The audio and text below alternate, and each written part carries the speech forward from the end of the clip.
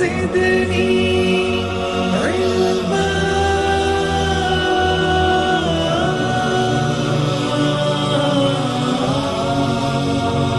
رب زدني علما. السلام علیکم ورحمۃ اللہ وبرکاتہ.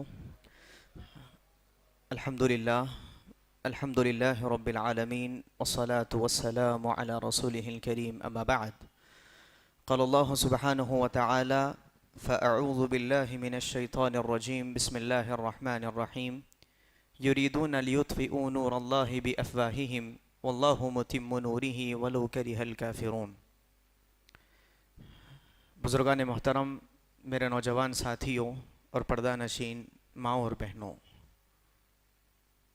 جیسا کہ عنوان آپ تمام کے سامنے واضح ہے کہ ہندوستان میں، ہمارے اپنے ملک میں اسلاموفوبیا کا آغاز کیسے ہوا، یا پھر اسلاموفوبیا سے متعلق ہمارے درمیان جو غیر مسلم زندگی گزارتے ہیں ان کے کیا سوچنے ہیں، اور ہم کیسے اس سے پریونشن حاصل کر سکتے ہیں، کس طرح اس سے ہم اپنے آپ کو بچا سکتے ہیں. یا پھر غیر مسلمین کے درمیان جو اسلاموفوبیا پایا جاتا ہے، اسلام کے سلسلے میں جو غلط مفاہیم، مسکنسیپشنز پائے جاتے ہیں، اس سے کیسے بچایا جا سکتا ہے.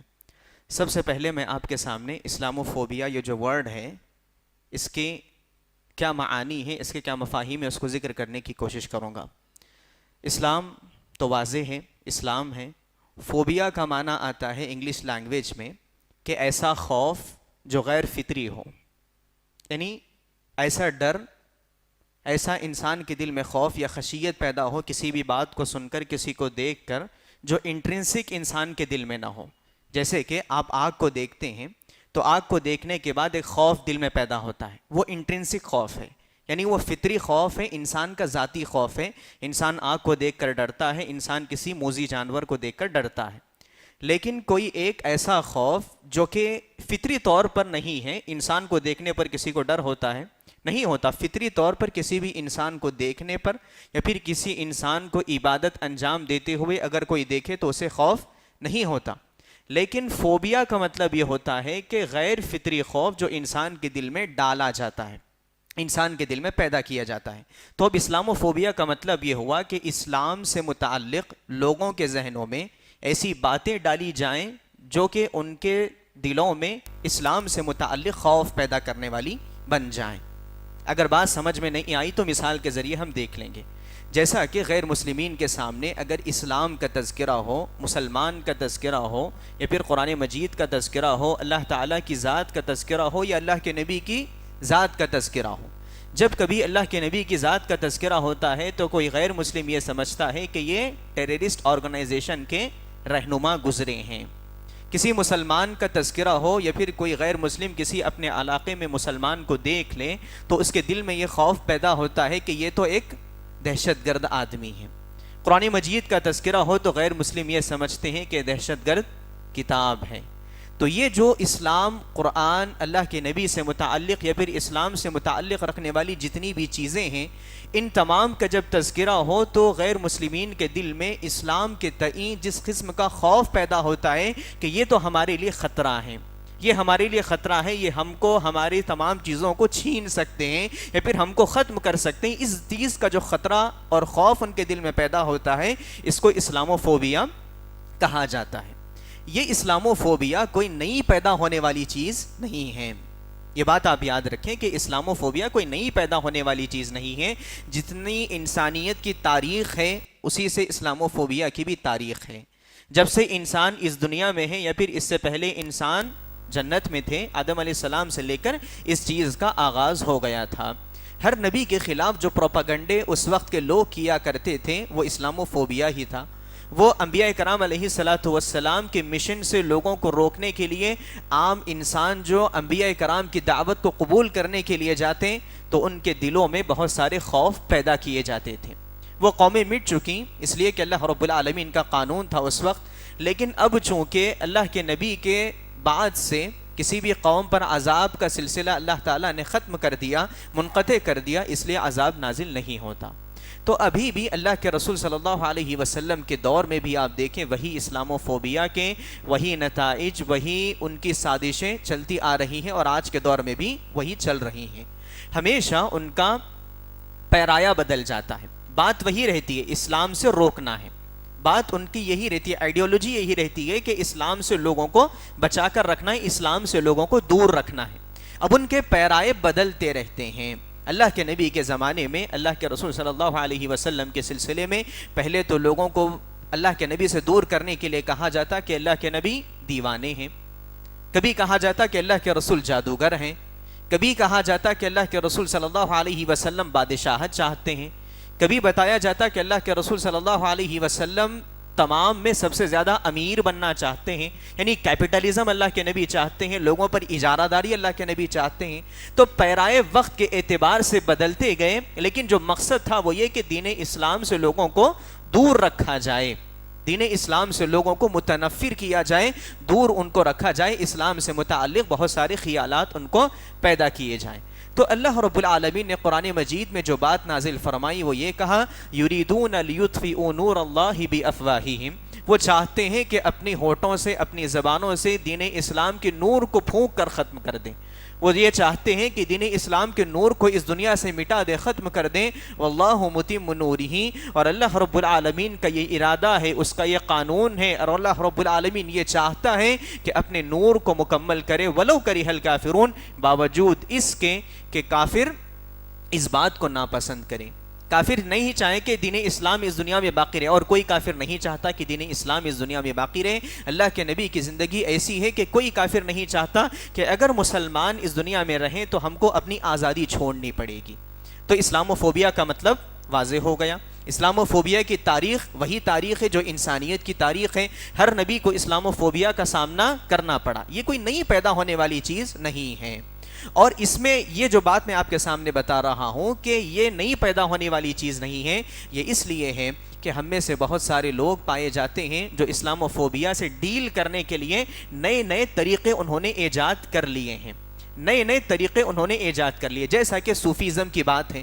صوفیزم یہ چاہتے ہیں، جو صوفی ہیں وہ یہ چاہتے ہیں کہ مسلمان سے چونکہ ان کو یہ بیر رہتا ہے کہ اسلام ایک پریکٹیکل مذہب ہے، اسلام ایک ریلیجن، ایسا ریلیجن ہے جو مسلمان کو ہر طرح سے اپنے گھر میں ہو، اپنے بازار میں ہو، انسان کہیں بھی زندگی گزارے، ایک مسلمان کو اسلام کی پابندی ضروری ہے، اس لیے سب لوگ اسلام کی مخالفت کرتے ہیں۔ اس لیے صوفیزم میں اسلام کا تعلق، وہ اسلام کا مطلب یہ سمجھتے ہیں کہ وہ تو صرف انسان اور بندے کا تعلق ہے، اور وہ بھی زبان سے بھی ادا نہ کرے، بس بیٹھا رہے اور دل میں اللہ اللہ کہتا رہے تو معاملہ ختم ہو جائے گا۔ تو یہ کوئی معاملہ نئی پیدا ہونے والی چیز نہیں، اور نئی پیدا ہونے والی چیز اس لیے بھی نہیں ہے، اگر وہ نئی پیدا ہونے والی چیز نہیں ہے تو اس کا جواب بھی کوئی نیا تلاش نہیں کرنا چاہیے، وہی جواب ہم کو تلاش کرنا چاہیے جو انبیاء کرام علیہ الصلوۃ والسلام کی زندگی میں تھا، اور اللہ کے رسول صلی اللہ علیہ وسلم نے اپنی زندگی میں اس بات کا سبق ہم تمام کے سامنے دیا ہے۔ تو بات واضح ہو گئی۔ اب اس کے بعد آگے بڑھتے ہیں کہ what are the causes of Islamophobia. Islamophobia جو ریس پر ہے، لوگوں کے درمیان اسلاموفوبیا بہت زیادہ پایا جاتا ہے یا پھر ہیش ٹیگ ٹرینڈ کرتا ہے، تو اس کے مقاصد کیا ہیں؟ کیوں اس طرح ساری دنیا میں اسلام کے خلاف لوگوں کے سلسلے میں ایک قسم کا خوف پایا جاتا ہے، یا پھر اسلام کی جب بات کی جائے تو لوگ یہ کہتے ہیں کہ اسلام سے دور رہنا ہے، اسلام پر عمل کریں گے تو معاملہ بگڑ جائے گا؟ یہ کیوں ہوتا ہے؟ یہ کیوں ہو رہا ہے؟ ریس جو اسلاموفوبیا کا ہو رہا ہے دن بدن بڑھتا جا رہا ہے، اور ہمارے اپنے ملک میں ہم دیکھ رہے ہیں کہ 2010 کے بعد سے آپ لے لیں، ایک 10 سال کا عرصہ گزرا، لیکن اس عرصے میں آپ دیکھیں اسلام کے تئیں غیر مسلمین کے دلوں میں کتنے زیادہ شبہات پیدا کیے گئے۔ اب 10 سال پہلے ایسا معاملہ تھا کہ مسلمان غیر مسلم ایک طرح سے اچھا معاملہ ان کا تھا، ایک دوسرے سے اچھے تعلقات تھے، لیکن اب وہ تعلقات ختم ہونے کے قریب آ چکے ہیں۔ یہ کیوں ہو رہا ہے؟ اس کے کازز کیا ہیں؟ سب سے بنیادی چیز جو ہر قوم میں پائی جاتی ہے وہ یہ کہ ہر قوم یہ دیکھتی ہے کہ اگر اسلام پر عمل کریں گے، اگر اسلام لوگوں کے دلوں میں گھر کر جائے گا، اور اسلام الحمدللہ ایسا مذہب ہے کہ اگر کوئی صحیح فطرت والا آدمی، صحیح سالم آدمی اگر اسلام کے بارے میں سنے، اسلام کی تعلیمات کو وہ اپنی زندگی میں لاگو کرنے پر مجبور ہو جائے گا، وہ اپنی دل سے دین اسلام کے سلسلے میں ایک شوق رکھے گا، یہ فطرت پہ رہنے والا آدمی ہے۔ تو انسانیت یہ چاہتی ہے کہ اگر اسلام پر عمل کرنے کی بات آئے یا پھر اسلام تمام لوگوں کے درمیان عام ہونے لگ جائے، تب ہمارے اپنی جو خواہشات ہیں، ہماری اپنی جو نفسیات ہیں، ہم جو چاہتے ہیں وہ چیزیں مکمل نہیں ہوں گی۔ اگر ہم بزنس کی بات لیں تو اسلام پر اگر عمل پیرا ہونا ہے تو بزنس آپ نہیں کر سکتے زیادہ، اس لیے کہ حرام کی ایک طویل فہرست بتا دی گئی ہے۔ آپ کوئی بھی کام کرنا چاہیں تو اسلام میں حلال حرام کا فرق بتا دیا گیا ہے، جائز و ناجائز کا فرق بتا دیا گیا ہے۔ اب انسانیت یہ چاہتی ہے کہ ہم جو چاہیں اس دنیا میں کر سکتے ہیں، ہم اپنی مرضی سے پیدا ہوئے ہیں۔ اب اگر اسلام پر عمل کرنے کی بات آئی تو بہت زیادہ ریسٹرکشنز لگ جائیں گے، بہت زیادہ تنبیہات لگ جائیں گی، پابندیاں لگ جائیں گی۔ اس لیے اسلام کو سائیڈ میں رکھو، کوئی مذہب نہیں ہے، کچھ نہیں ہے، بس انسان اپنی مرضی سے زندگی گزارے۔ سب سے پہلا جو مفہوم پایا جاتا ہے، یعنی جو کاز پایا جاتا ہے، جو ریزن پایا جاتا ہے، وہ یہ کہ لوگ یہ سمجھتے ہیں کہ اگر اسلام کی بات آئے اور اگر لوگوں کے دلوں میں اسلام گھر کر جائے تو ہم اپنی منمانی اس دنیا میں نہیں کر سکتے۔ اور سب سے بڑی منمانی کون کرنا چاہتا ہے؟ شیطان کرنا چاہتا ہے، لوگوں کو وہ گمراہ کرنا چاہتا ہے، لوگوں کے دلوں میں سازشیں پیدا کرنا چاہتا ہے۔ تو پہلا کاز ہمارے سامنے یہ آیا۔ اب دوسرا کاز جو ہے، لوگوں کے دلوں میں جو شبہات پائے جاتے ہیں، پہلے قسم کے وہ لوگ ہیں جو جانتے ہیں کہ اسلام صحیح دین ہے، جو جانتے ہیں کہ اسلام غالب دین ہے، اللہ رب العالمین کی جانب سے بھیجا گیا دین ہے۔ اللہ کے نبی کے دور میں یہودی خود جانتے تھے، اللہ کے نبی کے دور میں یہودی خود جانتے تھے، اللہ کے نبی کے دور میں ابو جہل خود جانتا تھا کہ اسلام صحیح دین ہے، لیکن اپنے تکبر کی وجہ سے اس نے اسلام قبول نہیں کیا۔ یہودی بار بار اللہ کے نبی سے سوال پوچھتے، کبھی سورہ کہف کے بارے میں سوال پوچھتے، کبھی اصحاب کہف کے بارے میں، کبھی مختلف سوالات انہوں نے پوچھے، روح کے بارے میں سوال پوچھا، چاند کے بارے میں سوال پوچھا، تمام چیزیں جانتے تھے اور ان کو معلوم تھا کہ اللہ کے نبی حق پر قائم ہے۔ اس کے باوجود بھی اسلام انہوں نے قبول نہیں کیا۔ وجہ کیا تھی؟ وجہ یہ تھی کہ اگر اسلام قبول کر لیں گے تو اپنی مرضی ہم نہیں کر سکتی، اپنی منمانی ہم نہیں کر سکتے۔ تو اس طرح جو لوگ جانتے ہیں اسلام صحیح ہے لیکن عمل نہیں کرتے، پہلے قسم کے یہ لوگ ہیں۔ دوسرے قسم کے لوگ وہ ہیں جو سادہ سیدھا ہیں، عام عوام ہیں، جن کے دلوں میں دین اسلام سے متعلق کوئی بیر نہیں پایا جاتا تھا، لیکن ان کے دلوں میں شبہات پیدا کیے گئے، جو صاف دل کے ہیں۔ لیکن جو لوگ خراب ذہن کے تھے، انہوں نے ان کے دلوں میں اسلام سے متعلق بہت زیادہ خراب معلومات پیدا کی، ان کو ایسے اسلام کے سلسلے میں بتا دیا، اسلام تو ایسا مذہب ہے جس پر عمل کریں گے تو زندگی گزارنا کٹھن ہو جائے گا، مشکل ہو جائے گا۔ اسلام سے متعلق بہت زیادہ شبہات ان کے دل میں پیدا کیے، کبھی حجاب کو لے کر، کبھی کاروبار کو لے کر، کبھی مختلف معاملات کو لے کر، کبھی اللہ کے نبی کی زندگی کو لے کر بہت زیادہ شبہات ان کے دل میں پیدا کیے۔ تو دوسرے قسم کے جو لوگ ہیں وہ جانتے ہیں کہ اسلام اچھا مذہب ہے، مسلمانوں کو دیکھتے ہیں، خوش ہوتے ہیں، لیکن چونکہ ان کے دلوں میں باتیں بھری جا رہی ہیں، صاف دل کے ہیں لیکن ان کے دلوں میں باتیں بھری جا رہی ہیں، اس لیے وہ دین اسلام سے متعلق کچھ شبہات اپنے اندر رکھتے ہیں، یا پھر کبھی مسلمان بستی سے ان کا گزر ہو تو فوری اچانک سے گزر جاتے ہیں، یا پھر ایسے نہیں ہوتے مسلمانوں کے ساتھ کہ وہ دوستانہ اپنائیں۔ وجہ کیا ہوتی ہے؟ ان کے ذہنوں میں خرابیاں بھری گئی ہیں۔ اب تیسرے قسم کے وہ لوگ ہیں جو اپنے پولیٹیکل ایشوز کو بڑھاوا دینے کے لیے، اپنے اسٹیٹ کو بہتر بنانے کے لیے، یا پھر اپنی پوزیشن کو پولیٹیکل طور پر بہتر بنانے کے لیے اسلام کے خلاف کام کرنے کا سہارا لیتے ہیں، اسلام کے خلاف کام کرنے کا سہارا لیتے ہیں۔ جب ان کو کوئی ٹاپک نہیں ملتا تو اسلام کے خلاف بہت زیادہ شبہات پیدا کرنے لگ جاتے ہیں، پھر اسلام کے خلاف کسی اور قوم کو لا کر کھڑا کر دیتے ہیں، کبھی امریکنز کو لا کر کھڑا کر دیتے ہیں، کبھی انڈینز کو لا کر کھڑا کر دیتے ہیں۔ یہاں پر اپنے ہندوستان میں کئی ایشوز ہیں جو کافی اہم ہیں، کافی اہم ایشوز ہیں۔ اب دیکھیے، حال ہی میں فیبروری کے منتھ میں بجٹ آیا تھا 2022 کا، اتنا بڑا اہم معاملہ تھا، اس کو پیچھے کرنے کے لیے، ان بڑے بڑے ایشوز کو پیچھے کرنے کے لیے ان چھوٹے موٹے ایشوز کو اٹھا دیا جاتا ہے، جیسا کہ حجاب کی ایشو کو اٹھا دیا گیا، حالانکہ کوئی معاملہ ہی نہیں ہے۔ اس کے باوجود بھی چونکہ لوگ ذہن سازی ان کی ہو چکی ہے، اسلام کی جب بات آتی ہے تو ان کے ذہن میں یہ بات آتی ہے کہ یہ دہشت گرد آدمی ہے، جو داڑھی رکھنے والا ہے، جو ٹوپی پہننے والا ہے، ایسا ہی ہو سکتا ہے۔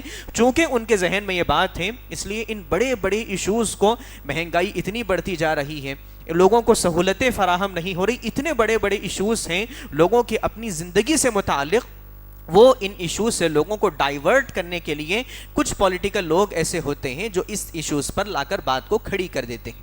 تو اسلامو فوبیا جو پھیل رہا ہے اس میں سے تیسرا اور اہم سبب یہ بھی ہے۔ تو ہم نے دیکھا کہ اسلامو فوبیا کیا ہے، اسلامو فوبیا کیسے پھیل رہا ہے، یہ تین بڑے کازز ہیں۔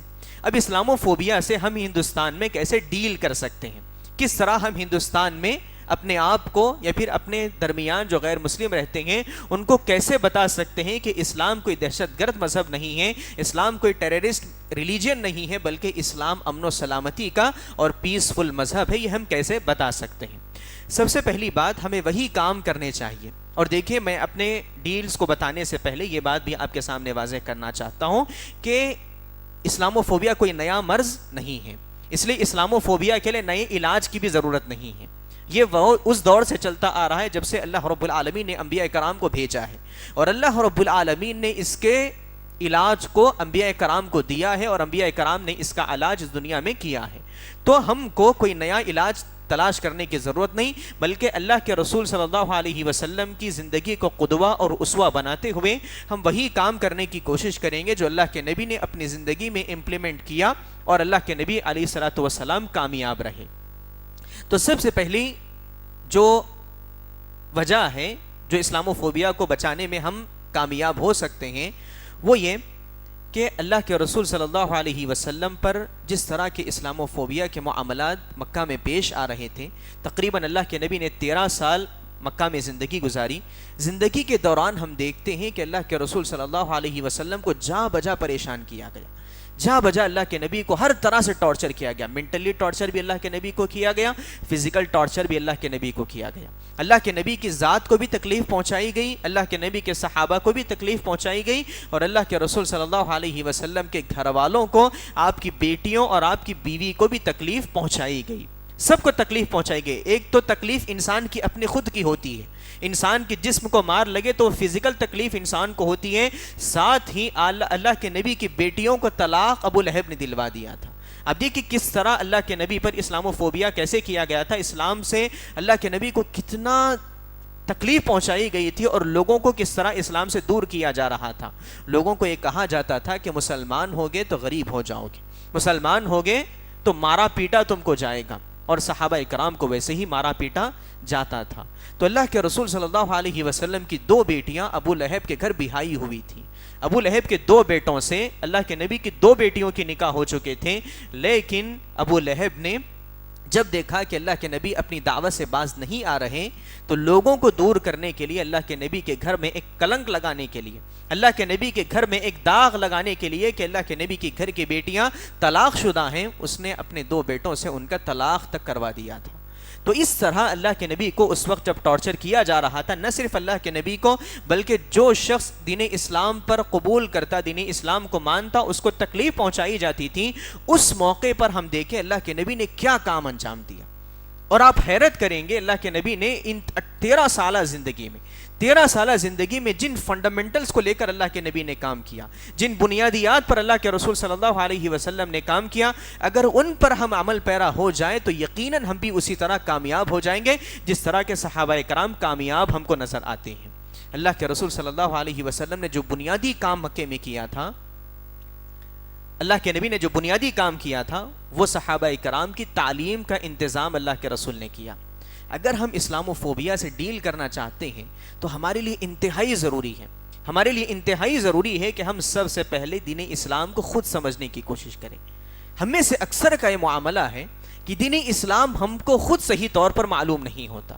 قرآن مجید میں کتنی صورتیں ہیں، قرآن مجید میں کتنے پارے ہیں، یہ معلوم ہوتا ہے، لیکن قرآن مجید کی کن آیتوں میں اللہ رب العالمین نے انسانیت کی حفاظت کی تعلیم دی ہے، کن آیتوں میں اللہ رب العالمین نے لوگوں پر ظلم نہ کرنے کی تعلیم دی ہے، یہ معاملات ہم میں سے اکثر مسلمانوں کو معلوم نہیں ہوتے۔ اب دیکھیے مثال کے طور پر آپ کسی اسکول میں پڑھ رہے ہوں گے، آپ کسی آفس میں جاب کر رہے ہوں گے، آپ کے اپنے کولیگ کے دل میں اسلام سے متعلق بے شمار شبہات، بے شمار کچرا اس کے دل میں ہوگا، وہ اگر آپ سے بات کرنے لگ جائے، یہ پھر بہت ساروں کے ساتھ یہ معاملہ ہو بھی چکا ہے، کافی غیر مسلم راستے سے آپ گزر رہے ہیں، مثال کے طور پر آپ کے بازو بیٹھنے والا، آپ کے ساتھ چلنے والا شخص غیر مسلم ہے، آپ سے اسلام سے متعلق کبھی کچھ پوچھتا ہے تو آپ کے پاس اتنا ڈیٹا تک اسلام کا نہیں ہوتا، یا پھر اتنی معلومات اسلام کی نہیں ہوتی کہ آپ اس کو صحیح طور سے بتا سکیں کہ اسلام یہ چیز ہے، دین اسلام کیا ہے، وہ تک ہم نہیں بتا سکتے۔ تو ہم ضرورت ہے اس بات کی کہ ہم سب سے پہلے دین اسلام کو خود سمجھنے کی کوشش کریں، اور وہی کام اللہ کے رسول صلی اللہ علیہ وسلم نے کیا۔ حضرت خباب اللہ کے نبی کے پاس آتے ہیں، آپ کو اتنی تکلیف دی جاتی تھی، اتنی تکلیف دی جاتی تھی، حضرت عمر رضی اللہ تعالیٰ عنہ کی خلافت کا واقعہ ہے، ایک مرتبہ اللہ کے نبی حضرت عمر رضی اللہ تعالیٰ عنہ حضرت خباب سے پوچھتے ہیں کہ تم کو مکہ میں کیا کیا تکلیفیں دی گئی تھیں، تو وہ بولتے کچھ نہیں، بس پیچھے پلٹتے ہیں اور اپنی چادر کو ہٹا دیتے ہیں۔ جب وہ ان کی پیٹھ دیکھتے ہیں تو حضرت عمر رونا شروع کر دیتے ہیں، حضرت عمر کی آنکھوں سے آنسو جاری ہو جاتے ہیں، اور اس کے بعد وہ کہتے ہیں کہ مجھے اتنے انگاروں پر لٹایا جاتا تھا کہ میرے جسم کی چربی پگھل پگھل کر وہ انگاریں بجھ جاتی تھی، کوئلہ بن جاتا تھا۔ اتنی تکلیف لے کر اللہ کے نبی کے پاس آتے ہیں، اللہ کے نبی کے پاس آتے ہیں، اللہ کے نبی کعبے کو ٹیکا لگا کر بیٹھے ہوئے تھے، انہوں نے کہا اللہ کے رسول آپ دعا کریں اللہ رب العالمین کی مدد کب آئے گی؟ تو اللہ کے رسول صلی اللہ علیہ وسلم نے مثال دیتے ہوئے اللہ کے رسول صلی اللہ علیہ وسلم نے ان کو بیان فرمایا کہ کیا تم ابھی صبر کا دامن چھوڑنے لگ چکے ہو؟ اس سے پہلی جتنی امتیں تھیں ان کو اس طرح کے معاملات کیے جاتے تھے۔ تو اللہ کے رسول صلی اللہ علیہ وسلم نے جس فنڈامنٹل پر مکہ میں کام کیا وہ تھا لوگوں کے درمیان دین اسلام کی تعلیم کو دلوں میں اتار دینا۔ دین اسلام کی تعلیم کو صحابہ کرام کے دلوں میں 13 سال تک اتارا گیا۔ حضرت عائشہ رضی اللہ تعالیٰ عنہ بیان فرماتی ہیں کہ ابتدائی جو صورتیں نازل ہوئی مکہ کے دور میں، سب کا تعلق انسان کے عقیدے سے تھا، انسان کے عقیدے سے اس کا تعلق تھا۔ اب دیکھیں میں مثال آپ کے سامنے بیان کرتا ہوں، مشرکین یا پھر یہودیوں نے اللہ کے نبی سے سوال کیا کہ روح کسے کہتے ہیں؟ اللہ رب العالمین نے روح کی آیتیں نازل فرما دی۔ یہودیوں نے پوچھا کہ اصحاب کہف کا واقعہ سناؤ، اللہ رب العالمین نے سورہ کہف نازل کر دی۔ اس طرح اللہ رب العالمین جن لوگوں کے دلوں میں اسلام سے متعلق شبہات پیدا ہوتے تھے، اللہ رب العالمین نے مسلمانوں کو ایمان پر ثابت قدم رکھنے کے لیے، دین اسلام کو ان کے دلوں میں گھر کروانے کے لیے اللہ رب العالمین نے قرآن مجید کے ایسی صورتوں کو نازل فرمایا، یا پھر عقیدے کی ایسی آیتوں کو اللہ رب العالمین نے نازل فرمایا۔ صحابہ کرام کو تکلیف دی جاتی، حضرت بلال کو تکلیف دی جاتی، ان کو دھوپ میں لٹا دیا جاتا، بے شمار تکلیفیں ان کو دی جاتی، اس کے باوجود بھی وقت نکالتے اللہ کے نبی کے مجلس میں بیٹھتے اور آ کر اللہ کے رسول صلی اللہ علیہ وسلم کے پاس تعلیم حاصل کیا کرتے تھے۔ تو سب سے پہلی بات اس چیز کا امپلیمنٹ ہمارے اپنے اس ماحول میں ہونا چاہیے، خصوصاً جو نونہال ہمارے ہیں، جو ٹین ایجرز ہمارے پاس ہیں، ان کے دلوں میں دین اسلام کی تعلیم کو ایسے آپ بٹھائیں، ان کو ایسے بتائیں آپ کہ دین اسلام کیا ہے، دین اسلام کا مقصد کیا ہے، ہم اس دنیا میں دین اسلام پر عمل کرتے ہیں تو ہمارا مقصد کیا ہوتا ہے، یہ ساری چیزیں ان کو معلوم ہونی چاہیے۔ اب دیکھیے مثال کے طور پر 26 آیتوں کو نکالنے کی بات ہوئی تھی قرآن مجید سے، بہت زیادہ ایشو کو اس کو اٹھایا گیا تھا۔ آپ میں سے کون جانتا ہے کہ وہ 26 آیتیں کون سی تھیں؟ کتنے لوگ جانتے ہیں کہ ان کون سی 26 آیتیں تھیں جن کے بارے میں اس نے شکایت کی تھی کہ اس کو قرآن مجید سے نکال دینا چاہیے؟ آپ کو معلوم ہے کہ کتنی آیتیں تھیں، کون سی تھیں، ان کا ترجمہ کیا ہے؟ کوئی اگر غیر مسلم آپ سے سوال پوچھے کہ تمہارے قرآن مجید میں یہ تعلیمات ہیں، تو آپ کم از کم ان 26 آیتوں کو اس کے سامنے پڑھ کر سنانے والے تو بن جائیں۔ اتنی تعلیم تو ہمارے پاس آنی چاہیے، ورنہ جب وہ آپ سے سوال کرے گا، آرگیومنٹ کرے گا، آپ سے اشکال پیش کرے گا اور آپ ہکے بھکے رہ جائیں گے، اس وقت کسی عالم کو فون لگائیں کہ شیخ ایسا معاملہ ہوا، تو کوئی فائدہ نہیں ہونے والا۔ تو دین اسلام سے متعلق معلومات کا ماننا ہمارے لیے انتہائی ضروری ہے۔ اور آپ دیکھیں وقت کے اعتبار سے اللہ کے نبی پر بے شمار شبہات پیدا کیے جاتے ہیں۔ اللہ کے رسول صلی اللہ علیہ وسلم کی زندگی سے متعلق، اللہ کے نبی کی شادیوں کو لے کر اللہ کے نبی ایز اے رولر کے طور پر بہت سارے سوالات پیدا کیے جاتے ہیں۔ حال ہی میں فلم بھی بنائی گئی تھی، لیکن ہم میں سے کتنے مسلمان ایسے ہیں جن کو ابھی تک اس غفلت سے اٹھنے کا موقع نہیں ملا جس میں وہ سوئے پڑے ہوئے ہیں کہ اللہ کے نبی کی زندگی کو معلوم کریں؟ ہم میں سے کتنے لوگ ہیں جنہوں نے سنجیدہ ہو کر اللہ کے رسول کی زندگی کو معلوم کرنے کی کوشش کی؟ کہ آپ نے کبھی سوچا کہ آپ سے اچانک کسی غیر مسلم کی ملاقات ہوگی اور وہ اللہ کے نبی کے بارے میں پوچھے گا کہ مجھے 5 منٹ میں بتائیے کہ اللہ کے نبی کیا تھے، آپ کے نبی کے بارے میں بتائیے؟ تو کیا ہمارے پاس وہ تعلیمات موجود ہیں؟ کیا ہمارے پاس اتنا علم ہے کہ ہم اللہ کے نبی کے ان پہلوؤں کا ذکر کر سکیں جو کہ ہمارے لیے ہمارے دین کے محاسن کو بتانے والی، ہمارے دین کے اچھائیوں کو بتانے والی ہے؟ تو سب سے بنیادی چیز جو ہم کو کام کرنا ہے وہ یہ کہ اپنے آپ کو دین اسلام پر معلومات حاصل کرنی ہے۔ دیکھیں جو غیر مسلمین اشکالات پیش کرتے ہیں ہمارے اپنے ہندوستان میں، ہم باہر کی بات نہیں کریں گے، 2 طرح کے اشکالات پیش کرتے ہیں۔ سب سے پہلے غیر مسلم مسلمانوں کے تئیں یہ سوچتا ہے کہ دین اسلام تو ایک الگ قومیت ہے، دین اسلام ہندوستان کا مذہب نہیں ہے بلکہ عرب کا مذہب ہے۔ وہ یہ سمجھتا ہے، آج کل جو لبرل قسم کے لوگ پائے جاتے ہیں، پھر ماڈرنائز قسم کے لوگ پائے جاتے ہیں، وہ یہ کہتے ہیں کہ کسی ایک 1400 سال پرانے آدمی کی بات پر عمل کرنا کیوں ضروری ہے؟ آپ خود بھی یہ کہیں گے، کارل مارکس کی ایک تھیوری تھی، اب بعد میں آنے کے بعد وہ تھیوری بدل جاتی ہے، حالات کے اعتبار سے سائنس جیسے ترقی کرتی ہے تو ریلیجن کو بھی ویسے ہی ترقی کرنا چاہیے۔ ایک عام آدمی کے ذہن میں بات تو یہی آئے گی، ایک جو ماڈرنائز آدمی ہے اس کے ذہن میں بات یہی آئے گی، تو آپ اس کو کم از کم یہ بتا سکیں کہ اسلام کوئی جدت پسند دین نہیں ہے، اسلام کوئی وقت کے اعتبار سے بدلنے والی تھیوری نہیں ہے، بلکہ اسلام وہ ہے جس کو اللہ رب العالمین نے 7 آسمانوں سے نازل کیا ہے۔ آج تک بھی غیر مسلم یہ سمجھتے ہیں کہ دین اسلام اللہ کے نبی کی آئیڈیالوجی تھی، دین اسلام اللہ کے رسول صلی اللہ علیہ وسلم کے اپنے خیالات تھے جن کو اللہ کے نبی نے امپلیمنٹ اس دنیا میں کیا تھا۔ کیا کبھی آپ نے کوشش کی کہ ان کے ان خیالات کو دور کرنے کی کوشش کریں؟ تو سب سے بنیادی بات ہم کو دین اسلام کو معلوم کرنا ہے۔ دین اسلام کو معلوم کرنے کے بعد جو دوسرا اور اہم کام ہم کو کرنا ہے وہ یہ کہ اپنے لیول پر ہمارے اپنے محلے میں جو غیر مسلم رہتے ہیں، یا پھر جس اسکول میں ہم پڑھتے ہیں وہاں پر اگر غیر مسلم رہتے ہو، جس یونیورسٹی میں ہم تعلیم حاصل کرتے ہیں وہاں پر غیر مسلم ہو، تو کم از کم ہماری یہ ذمہ داری بنتی ہے، ہمارا یہ فریضہ بنتا ہے کہ ان کے دلوں میں اسلام سے متعلق جو شبہات پائے جاتے ہیں اس کو ہم دور کرنے کی کوشش کریں۔ آج تک بھی مثال میں آپ کے سامنے دوں، غیر مسلم جو ہماری اذان کہی جاتی ہے، آپ دیکھیں اذان کتنی کامن چیز ہے اسلام میں، 5 مرتبہ کہی جاتی ہے اور غیر مسلم اذان ہی سنتا ہے۔ مسجد میں آ کر ہم نماز کیسے ادا کرتے ہیں کوئی غیر مسلم نہیں دیکھتا، ہم زکوٰۃ کیسے ادا کرتے ہیں کوئی غیر مسلم نہیں دیکھتا۔ جو سب سے کامن چیز دین اسلام کی ہے، غیر مسلم جس کو بار بار سنتا ہے، وہ ہماری اذان ہے۔ اور اذان سے متعلق کافی غیر مسلمین کے دلوں میں یہ شبہ ہوتا ہے، وہ یہ سمجھتے ہیں جب اللہ اکبر کی صدا دی جاتی ہے تو وہ یہ سمجھتے ہیں کہ اکبر کو یاد کیا جاتا ہے۔ کون سا اکبر؟ جو مغل کا بادشاہ تھا۔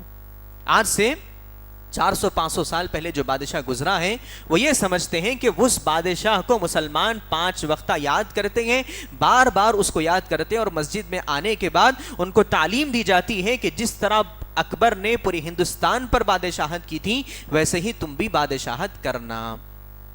یہ غیر مسلمین کے دلوں میں یہ شبہ پایا جاتا ہے، یہ اسلاموفوبیا ہے۔ جب یہ بات اذاں ہوتی ہے تو ان کے دل میں خوف پیدا ہوتا ہے کہ مسلمان جمع ہونے کے لیے جا رہے ہیں، یہ اسلاموفوبیا ہے۔ آپ کو یہیں سے ختم کرنا ہے۔ دیکھیں کتنی کامن چیز ہے اذان، لیکن ان کو معلوم نہیں کہ اذان رحمت کے لیے بلائی جاتی ہے، رحمت کے لیے انسان کو اللہ رب العالمین سے کنیکشن کے لیے بلائی جاتی ہے، اللہ رب العالمین سے انسان کے تعلقات کو مضبوط کرنے کے لیے اذان دی جاتی ہے۔ تو ہم دیکھیں ہم کتنا پیچھے ہیں، ہمارے درمیان غیر مسلم جو زندگی گزارتے ہیں۔ اب دیکھیں ہندوستان میں مسلمان کب سے ہیں؟ 1400 سال سے مسلمان ہیں، جب سے اسلام آیا ہے تبھی سے مسلمان اس ہندوستان میں پائے جاتے ہیں، لیکن 1400 سالہ اتنی تاریخ میں ہم نے غیر مسلمین کو کبھی اپنوں سے قریب کرنے کی ہم نے کوشش نہیں کی۔ تو بنیادی بات یہ ہے کہ دین اسلام کا جاننا ہمارے لیے ضروری ہے، اور اپنے لیول پر جن غیر مسلمین سے ہمارے تعلقات ہیں، پڑھائی کے تعلقات ہوں، بزنس کے تعلقات ہوں، ایز اے کسٹمر وہ آپ کے پاس آتا ہو، یا پھر ایز اے بزنس مین آپ کے پاس آتا ہو، یا پھر ایز اے انسٹرکٹر آپ کے پاس آتا ہو، یا پھر ایز اے اسٹوڈنٹ آپ کے پاس آتا ہو، آپ کے لیے انتہائی ضروری ہے کہ آپ اس کے دل میں اسلام سے متعلق اچھی تعلیمات پیش کرنے کی کوشش کریں۔ تو جو سب سے پہلا شبہ پایا جاتا ہے غیر مسلمین کے دلوں میں وہ یہ کہ اسلام کو ایک الگ قوم سمجھتے ہیں، حالانکہ ایک مسلمان کو کیا تعلیم دی گئی؟ اللہ رب العالمین نے بتایا یا ایھا الناس اعبدوا ربکم الذی خلقکم والذین من قبلکم لعلکم تتقون، اے انسانوں تم میری عبادت کرو. یہ قومیت کی جو بات ہے کہ ایک مسلمان الگ قوم ہے، ہندو الگ قوم ہے، اس قومیت کے دھارے کو ختم کرنا ہماری ذمہ داری بنتی ہے. وہ یہ سمجھتے ہیں کہ یہ دین ہمارا ہے، یہ دین تمہارا ہے، حالانکہ دین کا معاملہ تو یہ نہیں ہے. دین اسلام سب کا دین ہے. اللہ رب العالمین ہے، اللہ کے نبی رحمت للعالمین ہے. قرآن مجید ہدی للناس ہے، لوگوں کے لیے ہدایت کا راستہ ہے. وہ صرف مسلمانوں کے نہیں بلکہ تمام لوگوں کے لیے ہدایت کا راستہ ہے. اللہ کے رسول صلی اللہ علیہ وسلم صرف عرب کے لیے نہیں بلکہ آنے والی تمام انسانیت کے لیے رہنما بنا کر بھیجے گئے ہیں. اللہ رب العالمین نے وما ارسلناک الا رحمتا للعالمین، اے اللہ کے نبی ہم نے آپ کو تمام جہانوں کے لیے، ایسا نہیں کہ ایک وقت کے لیے، ایک قوم کے لیے، ایک جگہ کے لیے، بلکہ جتنی جگہیں ہیں دنیا بھر کے لیے، ہر وقت کے لیے، قیامت تک آنے والی تمام قوموں کے لیے ہم نے آپ کو نبی بنا کر بھیجا ہے. یہ تعلیم ہم غیر مسلمین کو دیں. تو جو سب سے پہلا شبہ ان کا ہے، اسلام کو یہ سمجھتے ہیں کہ الگ قوم ہے، مسلمان ایک الگ قوم ہے. آپ ان کو بتائیں کہ ہم الگ قوم نہیں ہیں، ہم اسی مٹی کے لوگ ہیں، ہم یہیں پر جینے والے لوگ ہیں، ہم وہی زبان بولتے ہیں جو آپ بولتے ہیں، ہم وہی کھاتے ہیں جو آپ کھاتے ہیں، ہمارا رہن سہن طور طریقہ رہنے سہنے کا ڈھنگ وہی ہے جو آپ کا ہے. بس ہم نے حق کو پہچانا ہے، آپ بھی حق کو پہچان لیں. یہ معاملہ ہمارے دل میں پیدا ہو، اسلام کو جان کر اسلام کو لوگوں کے درمیان اپریشیٹ کرنے کی اور لوگوں کے درمیان پھیلانے کی ہم کوشش کریں. دوسرا شبہ جو غیر مسلمین کے دلوں میں پایا جاتا ہے، جس کی وجہ سے اسلام سے وہ دور بھاگتے ہیں، جیسا میں نے آپ کے سامنے کہا، وہ یہ سمجھتے ہیں کہ اسلام ہندوؤں کو یا پھر غیر مسلمین کو غلام بنانے والا مذہب ہے. اسلام لوگوں کو غلام بنانے والا مذہب ہے.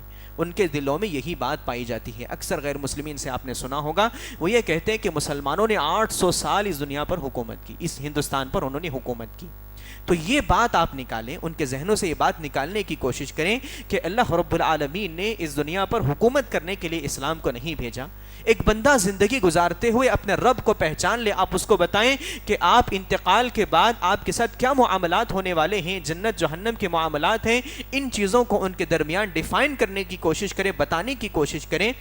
ان کے ذہنوں سے یہ بات نکالیں کہ دین اسلام کوئی بادشاہت چاہنے والا مذہب ہے یا پھر مسلمان اس دنیا میں بادشاہت کرنا چاہتے ہیں. اب دیکھیں دین اسلام کی تعلیم کتنی بہترین ہے کہ ربعی بن عامر رضی اللہ تعالیٰ عنہ جب ایک بادشاہ کے پاس گئے ہوئے تھے، اس نے دین اسلام سے متعلق پوچھا کہ دین اسلام کون سا مذہب ہے، تو انہوں نے کہا کہ جئنا لنخرج العباد من عبادت العباد الى عبادت اللہ. ہم یہاں پر آئے ہیں، تم تک ہم پہنچے ہیں، تو اس کا مقصد یہ ہے کہ لوگوں کو لوگوں کی غلامی سے نکال کر اللہ رب العالمین کی غلامی میں ہم لائیں. یعنی دین اسلام کسی کو غلام بنانے والا مذہب نہیں ہے. دین اسلام لوگوں کو حریت دیتا ہے، آزادی دیتا ہے. اللہ کے نبی نے یہاں تک بیان فرمایا، آپ دیکھیں تو اللہ حضرت ربعی بن عامر جو بات بیان فرماتے ہیں، جئنا لنخرج العباد من عبادت العباد الى عبادت اللہ. ہم آئے ہیں یہاں پر اس لیے کہ لوگوں کو لوگوں کی غلامی سے نکال کر اللہ رب العالمین کی عبادت میں لے کر آئیں، تمام انسانوں کو برابر ہم کر دیں. اس کے بعد انہوں نے کہا ومن جور الادیان الى عدل الاسلام. لوگوں کے جو مختلف قسم کے ظلم پائے جاتے ہیں اس سے نکال کر دین اسلام کے عدل و انصاف تک ہم لینے کے لیے آئے ہیں. لوگوں کو ان کے حقوق دلانے کے لیے آئے ہیں، لوگوں کو ان کی آزادی دلانے کے لیے آئے ہیں. اب دیکھیں ڈیموکریسی جو بات کہی جاتی ہے وہ اللہ کے رسول صلی اللہ علیہ وسلم نے 1400 سال پہلے کہہ دی تھی. ڈیموکریسی کو کیسے ڈیفائن کیا جاتا ہے؟ For the people, of the people. جو بات بیان کی جاتی ہے کہ by the people, for the people, of the people, تو اللہ کے رسول صلی اللہ علیہ وسلم نے اسی بات کو حجۃ الوداع کے خطبے میں اللہ کے نبی نے کہا تھا. اللہ کے رسول صلی اللہ علیہ وسلم بیان فرماتے ہیں الا لفضل الا لا فضل لعربی علی اعجمی ولا لعجمی علی عربی. اللہ کے نبی نے بات فرمائی کہ آج کے دن نہ کسی عربی کو عجمی پر فوقیت حاصل ہے اور نہ ہی کوئی عجمی کسی عربی پر کوئی فوقیت رکھتا ہے. ولا لأحمر علی اسود ولا لأسود علی احمر الا بالتقوی. اللہ کے نبی نے بات بیان فرمائی کہ نہ کسی گورے کو کوئی کالے پر فوقیت ہے، نہ گورا کوئی کسی وجہ سے اپنے آپ میں کوئی فوقیت کسی کالے پر رکھتا ہے. صرف تقوی ہے جو انسان کے اپنے معیار کو بڑھانے والا اور اللہ رب العالمین کے دربار میں اونچے درجات دلانے والا ہے. یہی تو ایکوالٹی ہے، یہی تو ایکوالٹی ہے جو اللہ کے رسول صلی اللہ علیہ وسلم نے انسانوں کو 1400 سال پہلے بتلائی ہے. اسی کو انٹروڈیوس کروانا یہ ہماری ذمہ داری بنتی ہے. غیر مسلمین جو بات سمجھتے ہیں کہ ہندوستان میں مسلمان پھر سے غلامی کا لانا چاہتے ہیں، پھر سے بادشاہت کرنا چاہتے ہیں اور لوگوں کو غلام بنانا چاہتے ہیں، تو میرے بھائی آپ ان کے سامنے بتلائیں اسلام ایکوالٹی کا مذہب ہے، اسلام برابری کا مذہب ہے، اسلام کسی کے ظلم کو پسند نہیں کرتا۔ حتیٰ کہ اللہ کے رسول صلی اللہ علیہ وسلم نے بات بیان فرمائی کہ تمام کے حقوق کی حفاظت ہو، یہ اسلام کا اصل مسلک ہے، اسلام کا اصل منہج یہ ہے۔ دین اسلام اصل یہ ہے کہ لوگوں کے حقوق کی حفاظت ہو، لوگوں کے مال کی حفاظت ہو۔ اللہ کے نبی نے بیان فرمایا کہ اگر کوئی شخص کسی کو قتل کرتا ہے، مسلم ہو غیر مسلم ہو، اگر غیر مسلم کو بھی قتل کرتا ہے تو اللہ کے نبی نے بیان فرمایا من قتل معاہدا لم یرح رائحۃ الجنہ، اگر کوئی شخص کسی غیر مسلم کو قتل کرتا ہے تو وہ جنت کی خوشبو بھی نہیں پا سکے گا، ولو ان ریحھا لیوجد من مسیرۃ 40 عاما، حالانکہ جنت کی جو خوشبو ہے وہ 40 سال دور آپ ہیں، 40 سال سفر کر کے جانا ہے، اتنی دور سے جنت کی خوشبو انسان کو مل جاتی ہے۔ اللہ کے رسول صلی اللہ علیہ وسلم کی تعلیمات غیر مسلمین کے سامنے رکھنا ہمارے لیے انتہائی ضروری ہے۔ اسی طرح آپ دیکھیں ابو ہریرہ رضی اللہ تعالیٰ عنہ بیان فرماتے ہیں کہ ایک مرتبہ یمامہ جو قبیلہ تھا اس نے مسلمانوں پر حملہ کیا، مسلمانوں کے بہت ساری حفاظ کو اس نے ختم کر دیا، تو اس کا جو سردار تھا وہ مدینے سے گزر رہا تھا، تو صحابہ کرام نے اس کو پکڑ لیا اور اللہ کے نبی کے دربار میں اس کو پیش کیا۔ ثمامہ اس کا نام تھا۔ ثمامہ جب آیا تو اللہ کے رسول صلی اللہ علیہ وسلم دیکھیں ایک ریونج کا معاملہ ہے، ہمارے صحابہ کرام کو انہوں نے 70 سے زیادہ صحابہ کرام کو انہوں نے ختم کر دیا تھا، لیکن اللہ کے نبی کے سامنے جب وہ شخص آتا ہے تو اللہ کے نبی اس کو دیکھتے ہیں، اس کو ایک مسجد کے کونے میں رکھ دیا گیا تھا، باندھ کر رکھ دیا گیا تھا۔ اللہ کے نبی اس کے پاس جاتے ہیں، اس سے پوچھتے ہیں تم کیا سمجھتے ہو، میں تمہارے ساتھ کیا معاملہ کرنے والا ہوں؟ تو وہ کہتا ہے اے محمد اگر تم مجھے قتل کر دو گے تو قتل کرنے کا جواز میں اپنے اندر رکھتا ہوں، اس لیے کہ میں نے تمہارے بہت سارے لوگوں کو مارا ہے، اور اگر تم مجھ کو معاف کرو گے تو میں بہت زیادہ شکر تمہارا ادا کرنے والا بن جاؤں گا۔ اللہ کے نبی اس کو دیکھتے ہیں، پھر خاموشی سے چلے جاتے ہیں۔ دوسرے دن اللہ کے نبی آتے ہیں، اس سے پوچھتے ہیں کہ تم کیا سمجھتے ہو، میں تمہارے ساتھ کیا معاملہ کرنے والا ہوں؟ تو وہ یہی بات کہتا ہے کہ اگر مجھے مارو گے تو مارنا میرے لیے ضروری ہے، اس لیے کہ میں نے تمہارے لوگوں پر حملہ کیا، اگر تم مجھے معاف کر دو گے تو میں تمہاری معافی قبول کر کے اس کا احسان مند رہوں گا۔ اب تیسرے دن اللہ کے نبی آتے ہیں، پھر وہی بات کہتا ہے، تو اللہ کے رسول صحابہ کرام سے کہتے ہیں کہ اسے چھوڑ دو، آزاد کر دو، چلے جانے دو اس کو۔ جب اس کو کھول دیا جاتا ہے وہ بڑا پریشان ہو جاتا ہے کہ میں نے اس قوم کے اتنے لوگوں کو مارا ہے، اللہ کے نبی کے اتنے لوگوں کو میں نے مارا، اس کے باوجود بھی میرے ساتھ کسی قسم کا کوئی اللہ کے نبی نے بات میں بھی برائی نہیں لائی، مارنا تو دور کی بات، اللہ کے نبی نے لہجہ بھی نہیں بدلا۔ تو جب وہ جاتا ہے، جا کر واپس ایک دیوار کے پیچھے ایک پانی تھا، وضو اس نے غسل اس نے کیا، واپس لوٹ کر آتا ہے مسجد نبوی میں آ کر، اس کے بعد وہ کہتا ہے اللہ کے نبی سے کہ آج تک دنیا میں سب سے زیادہ خراب چہرہ جو میں سمجھتا تھا، سب سے زیادہ بغض جس چہرے کا میرے دل میں تھا وہ آپ کا چہرہ تھا، سب سے زیادہ بغض اگر کسی مذہب سے کرتا تھا تو وہ آپ کا مذہب تھا، اور سب سے زیادہ بغض والی کتاب اگر کوئی تھی تو قرآن مجید تھی۔ اور اس کے بعد آج میں ایک بات کہہ رہا ہوں کہ سب سے زیادہ پسندیدہ چہرہ میرے نزدیک اگر کوئی ہے تو وہ آپ کا ہے، سب سے زیادہ پسندیدہ مذہب اگر کوئی ہے تو میرا دین اسلام ہے، اور سب سے زیادہ بہترین کتاب اس دنیا میں کوئی ہے تو قرآن مجید ہے۔ تو دیکھیے 3 دن کا عرصہ، میں جو بات آپ کے سامنے بتانا چاہتا ہوں وہ یہ کہ 3 دن کا عرصہ مسجد نبوی میں صحابہ کرام کے ساتھ اس نے گزارا، اور صحابہ کرام نے اس کے کھانے پینے سے لے کر تمام ضروریات کو بحسن خوبی صحابہ کرام نے اپنایا۔ ایسا نہیں کہ وہ قیدی ہے، ایسا نہیں کہ وہ دشمن ہے، صحابہ کرام نے اس کو 3 دن کھانا نہیں دیا، صحابہ کرام نے اس کی تمام ضروریات کو اتنے اچھے انداز سے پورے کیا۔ اور چونکہ اللہ کے نبی کی مجلس مسجد نبوی میں رہتی تھی، مسجد نبوی میں اللہ کے نبی کی مجلس رہتی تھی، صحابہ کرام دیکھتے تھے اللہ کے نبی صحابہ کرام کو تعلیم دے رہے ہیں، صحابہ کرام ایک دوسرے میں اتنی محبت رکھتے ہیں، دین اسلام اتنا اچھا مذہب ہے۔ جب اس نے دین اسلام کو سمجھا تب وہ دیکھتے ہیں 3 دن کے اندر، 3 دن پہلے اللہ کے نبی کو سب سے بغض رکھتا تھا، اللہ کے نبی کے چہرے کے سلسلے میں بہت زیادہ بغض اس کے دل میں پایا جاتا تھا۔ 3 دن کا عرصہ آپ دیکھیں، صرف 3 دن کا عرصہ دین اسلام کی محبت اس کے دل میں آ گئی، اور اللہ کے نبی کے سلسلے میں محبت اس کے دل میں پیدا ہو گئی۔ تو یہی کام ہم کو کرنا ہے، غیر مسلمین سے قریب ہونا ہے، غیر مسلمین کو بتانا ہے کہ دین اسلام کون سا مذہب ہے، دین اسلام کی رحمت کو لوگوں کے درمیان بتانا یہ ہماری ذمہ داری بنتی ہے۔ اب دیکھیں اللہ کے نبی نے یہاں تک بات بیان فرمائی کہ انسان تو دور کی بات، دین اسلام تو اتنا بہترین مذہب ہے۔ جو بات کہی جاتی ہے کہ دین اسلام ٹیررسٹ والا مذہب ہے، ٹیرر کو پھیلاتا ہے، ٹیررزم کو عام کرتا ہے، تو میرے بھائیو آپ ان کے سامنے دین اسلام کی تعلیمات کو پیش کریں، آپ ان کو بتلائیں کہ اللہ رب العالمین نے یہاں تک بیان فرمایا کہ من قتل نفسا بغیر نفس او فساد فی الارض فکأنما قتل الناس جميعا۔ یہ عام آیتیں ہیں، کم از کم ان کو یاد کرنا تو ہماری ذمہ داری بنتی ہے۔ ہم یاد کریں، ہم لوگوں کے سامنے بتائیں کہ دین اسلام یہ بتاتا ہے کہ انسان اگر کوئی کسی نفس کو ختم کرتا ہے، قتل کرتا ہے بغیر کسی حق کے، اس کو قتل کرنا جائز نہیں تھا، انسان اپنے ظلم کے طور پر کسی کو قتل کرتا ہے، تو اللہ رب العالمین نے تمام انسانیت کے قتل کے برابر اس کو کہا ہے۔ یہ بتانا ہمارے لیے انتہائی ضروری ہے۔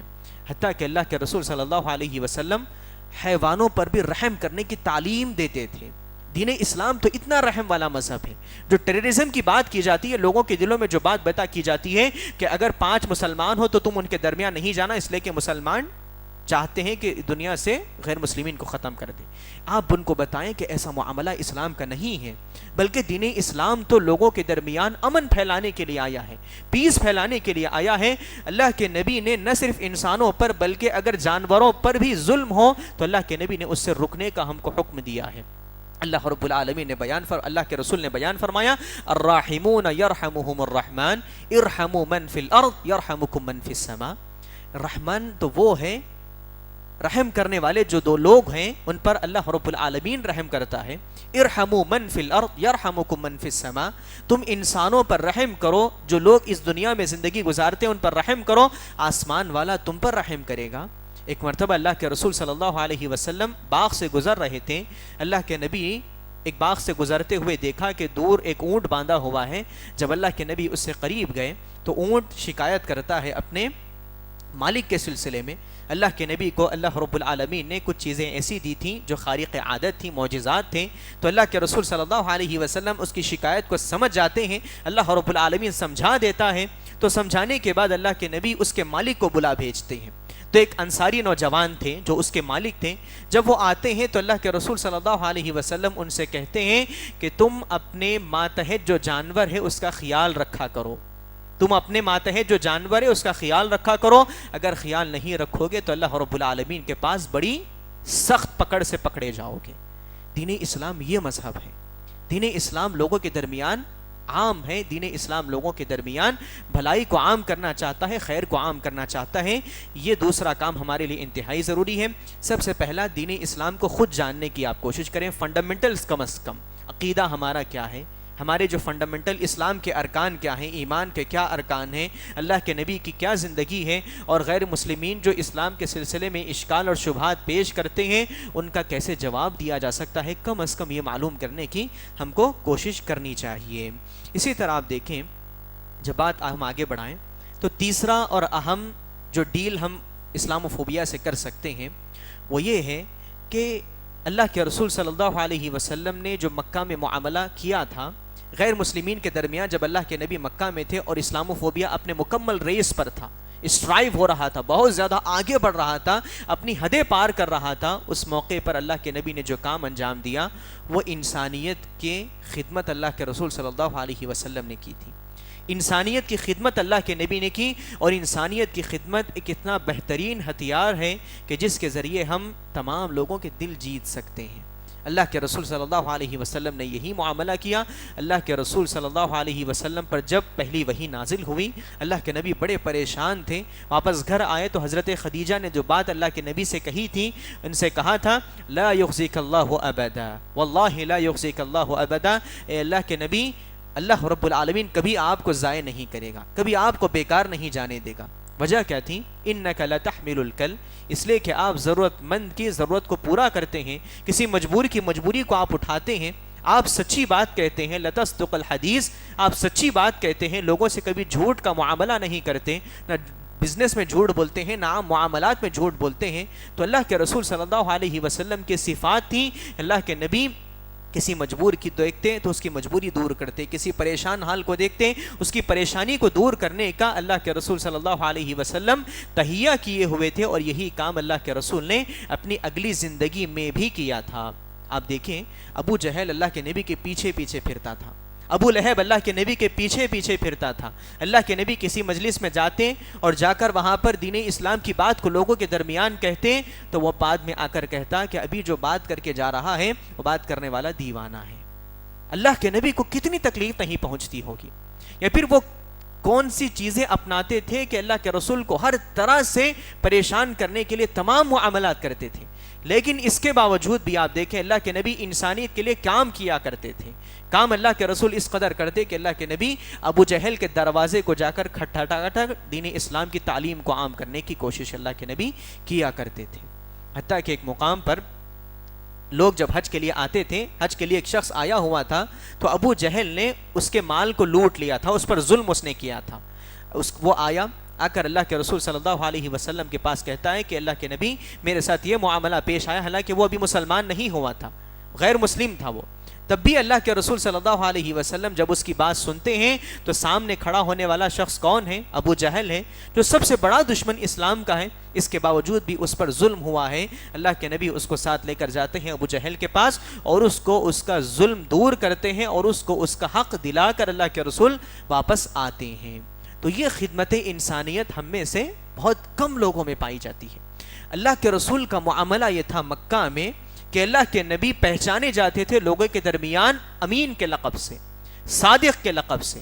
اگر کسی مجبور کو مجبوری ہوتی تو وہ کہتا، اگر کوئی عام آدمی نیا آ گیا، کوئی مجبور ہے، دیکھیں ہم کہ لوگوں میں مجبور اگر کوئی آدمی ہوتا ہے پوچھتا ہے کہ بھائی میری یہ مجبوری ہے، میں کہاں جا سکتا ہوں، اپنی مجبوری کس کے پاس جا کر دور کر سکتا ہوں، تو مکہ کا ہر شخص پہچانتا تھا اگر کسی پر ظلم ہوا ہے تو ظلم دور کرنا ہے، اللہ کے نبی کا دروازہ کھٹکھٹاؤ۔ اگر تم پر مجبوری آئی ہے، مجبوری دور کرنا ہے، اللہ کے نبی کے پاس جاؤ، تمہاری مجبوری دور ہو جائے گی۔ اگر کوئی یتیم ہے تو اس کی یتیمی پر اگر کسی کو ترس آنا ہے تو اللہ کے نبی کا گھر آنا ہے۔ اگر کوئی بیوہ ہے، بیوگی سے پریشان ہے، اس کی پریشانی کو دور ہونا ہے، اللہ کے نبی کے گھر چلی جائے، اس کی پریشانی دور ہو جائے گی۔ ہم دیکھیں یہاں پر ہمارے اپنے محلے میں کیا کوئی ایسا شخص پایا جاتا ہے جو لوگوں میں مشہور ہو اس بات سے کہ اگر اس کے پاس کوئی مجبور جائے تو اس کی مجبوری دور ہونے والی ہے؟ کیا ہمارے معاشرے میں کیا کوئی ایسا مسلمان پایا جاتا ہے جو رینونڈ ہو اس بات سے، جو مشہور ہو اس بات سے، یا پھر لوگوں میں اس بات سے متعارف ہو کہ لوگوں کے درمیان اگر کوئی مجبور ہو، پریشان حال ہو، ظلم سے شکار ہو تو اس کے ظلم اس فلاں گھر میں چلے جائیں دور ہو جائے گا؟ کیا ہم مسلمانوں میں کوئی ایسے پائے جاتے ہیں؟ ہمارے مسلمان کس چیز کے لیے پہچانے جاتے ہیں؟ کھانے کے لیے پہچانے جاتے ہیں، شادی خانوں کے لیے پہچانے جاتے ہیں، ہوٹلوں کے لیے پہچانے جاتے ہیں۔ ہم کب اس کے لیے پہچانے جائیں گے کہ فلاں سوسائٹی میں چلے جائیے، فلاں آرگنائزیشن میں چلے جائیے، فلاں مسجد آپ چلے جائیے، آپ کی تکلیف دور ہو جائے گی؟ کیا لوگ غیر مسلم کیا اس بات کو جانتے ہیں ہم میں سے؟ تو اس طرح خدمت انسانیت اس قدر ہم کو کرنی ہے، اور ایسا نہیں کہ کوئی نیا معاملہ ہے، ایسا نہیں کہ ان کے دل کو خوش کرنے کے لیے کرنا ہے، بلکہ یہ دین اسلام کا حکم ہے، دین اسلام کا حکم ہے۔ اللہ کے رسول صلی اللہ علیہ وسلم نے بیان فرمایا کہ جو شخص من فرج عن مؤمن کربۃ من کرب الدنیا نفس اللہ عنہ کربۃ من کرب یوم القیامہ، جو کسی مسلمان مومن کی تکلیف کو دور کرتا ہے اللہ رب العالمین اس کے آخرت کی تکلیفوں کو دور کرتا ہے۔ تو علماء کرام نے جو بات بیان فرمائی، یہاں پر مومن کا جو تذکرہ کیا گیا ہے وہ اطلاق کے طور پر ہے، اس میں صرف مومن ہی نہیں بلکہ اگر کوئی غیر مسلم کی تکلیف دور کرتا ہے تو ایسا کرنے والے شخص کی قیامت کے روز اللہ رب العالمین اس کی تکلیفوں کو آسان کر دے گا۔ تو یہ معاملات ہمارے لیے انتہائی ضروری ہیں، خدمت انسانیت ہمارے لیے انتہائی ضروری ہے۔ اللہ کے رسول صلی اللہ علیہ وسلم حلف الفضول میں اللہ کے نبی نے حصہ لیا، ایک ایسی آرگنائزیشن جس میں تمام غیر مسلم تھے اور اللہ کے نبی پر ابھی وحی نازل ہونا شروع نہیں ہوئی تھی، اس کے باوجود بھی اللہ کے نبی ایسی مجلسوں میں حصہ لیا کرتے تھے۔ اس کا مطلب یہ نہیں کہ صرف مسجد کا امام ہی ان چیزوں میں حصہ لے، ہر وہ آدمی جو بالغ ہے، عاقل ہے، اس کے لیے ضروری ہے کہ ایسے آرگنائزیشنز میں حصہ لیں، ایسے فنڈ ریز کریں جو کہ انسانیت کے لیے ہوں، ہیومینیٹیرین گراؤنڈز پر ہوں۔ یہ معاملہ ہمارے لیے انتہائی ضروری ہے۔ حضرت ابوبکر صدیق کی مثال ہمارے پاس ہے۔ حضرت ابوبکر صدیق رضی اللہ تعالیٰ عنہ تمام معاشرے میں لوگوں کو پریشانی سے دور کرنے کے لیے پہچانے جاتے تھے۔ نہ صرف اللہ کے نبی بلکہ صحابہ کرام کی زندگی بھی آپ دیکھیں، صحابہ کرام میں ابوبکر صدیق کی مثال آپ لے لیں، وہ لوگوں میں مشہور تھے اس بات سے کہ کوئی مجبور ہو تو اس کی مجبوری ابوبکر صدیق کے پاس جاؤ تو پوری ہو جائے گی۔ وہ ایک مرتبہ ہجرت کرنے کے لیے حبشہ نکلتے ہیں، نکلنے بھی راستے میں ہوتے ہیں کہ ایک ان کو سردار دیکھتا ہے، سردار جس کا نام ابن الدغنہ تھا۔ وہ جب ان کو دیکھتا ہے پوچھتا ہے ابوبکر کہاں جا رہے ہو؟ وہ کہتے ہیں کہ میں اپنے ملک میں، اپنی مکہ میں اپنی عبادت اچھی طرح سے انجام نہیں دے سکتا، لوگ مجھے پریشان کر رہے ہیں، اس لیے میں مکہ چھوڑ کر حبشہ چلا جانا چاہتا ہوں ہجرت کر کے۔ جب وہ یہ بات سنتا ہے تو وہ کہتا ہے یا ابا بکر لا یخرج ولا یخرج مثلک یا ابا بکر لا یخرج ولا یخرج، اے ابوبکر صدیق تم جیسا آدمی نہ اپنی مرضی سے کسی بستی کو چھوڑ کر جا سکتا ہے اور نہ تم کسی بستی سے نکالے جا سکتے ہو، یعنی تمہارے اخلاق اتنے اچھے ہیں، تمہارا کردار اتنا اچھا ہے، تم انسانیت کے لیے ایسے فائدہ مند آدمی ہو کہ اگر تم نکل کر جانا بھی چاہتے ہو تو کوئی تم کو جانے کے لیے تیار نہیں ہوگا، تم کو چھوڑنے کے لیے تیار نہیں ہوگا، نہ پھر تم کو کوئی شخص نکال سکتا ہے۔ پھر وہ واپس لاتا ہے مکہ میں اور وہ اپنی حفظ و امان میں ان کو رکھ کر جاتا ہے، مکہ والوں سے کہتا ہے کہ اس کے بعد ان کو ہاتھ تک نہیں لگانا، یہ میری امان میں ہے، میری حفظ میں ہے۔ تو مسلمان اس کے لیے پہچانے جاتے تھے، ہیومینیٹیرین گراؤنڈز پر کام کرنا ہمارے لیے انتہائی ضروری ہے۔ میں یہ بات کہنا چاہوں گا کہ جس طرح ہم مساجد کے لیے فنڈ جمع کرتے ہیں، ڈونیشنز جمع کرتے ہیں، مساجد کی تعمیر کرتے ہیں، مدارس کی تعمیر کرتے ہیں، آج کے دور میں اس سے کہیں زیادہ ضرورت ہے اس بات کی کہ ہم ہیومینیٹیرین گراؤنڈز پر کام کرنے کے لیے لوگوں میں فنڈ ریز کرنے والے بن جائیں۔